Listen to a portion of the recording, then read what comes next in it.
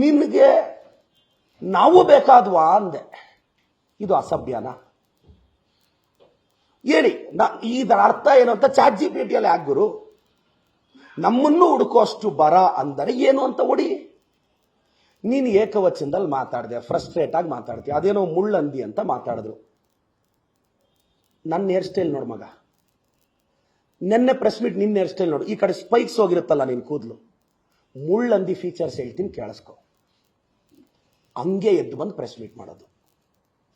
ಮುಳ್ಳಂದಿ feature, ಆ ಕೂದಲು ಒಂದು ಈ ಕಡೆ ಒಂದು ಈ ಕಡೆ, ಇವೆಲ್ಲ ಮುಳ್ಳಂದಿ ಫೀಚರ್ಸ್ ಮಗ. ನಾನು ಬಯಾಲಜಿ ಲೆಕ್ಚರರ್, ಅದಕ್ಕೆ ಹೇಳ್ತಾ ಇದ್ದೀನಿ.